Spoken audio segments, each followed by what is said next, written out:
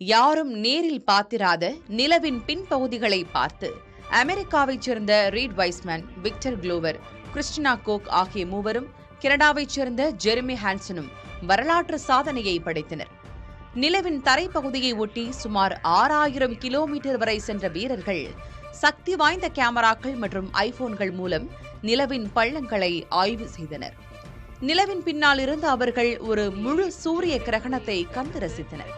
விண்வெளியின் இருளில் புதன், வெள்ளி, செவ்வாய் மற்றும் சனி ஆகிய கோள்களை அவர்கள் வெறும் கண்களால் பார்த்தனர்.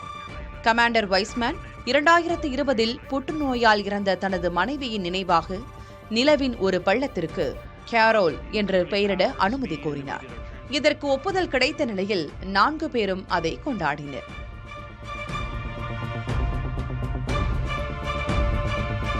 மனிதர்கள் இதுவரை நேரில் பார்த்திராத நிலவின் பின்புற காட்சிகளை அமெரிக்க குழு கண்டு சாதனை படைத்துள்ளது.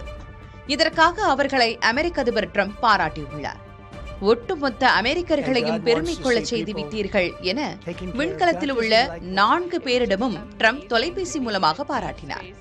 சுமார் 4 லட்சம் கிலோமீட்டர் தொலைவு பயணித்த இக்குழுவினர் தற்போது பூமிக்கு திரும்பி வந்து கொண்டுள்ளனர். இவர்கள் வரும் விண்கலம் வரும் 10ஆம் தேதி பசிபிக் பெருங்கடலில் இறங்க உள்ளது. அங்கிருந்து படகு மூலம் அவர்கள் கரைக்கு அழைத்து வரப்படுவர். இப்பயணத்தின் அடுத்த கட்டமாக ஆர்டெமிஸ் 4 திட்டம் மூலம் மனிதர்கள் நிலவின் தென் துருவத்தில் தரையிறங்க உள்ளனர். பின்னர் இங்கிருந்து செவ்வாய்க்கோளுக்கு செல்ல முயற்சி மேற்கொள்ளப்படும்.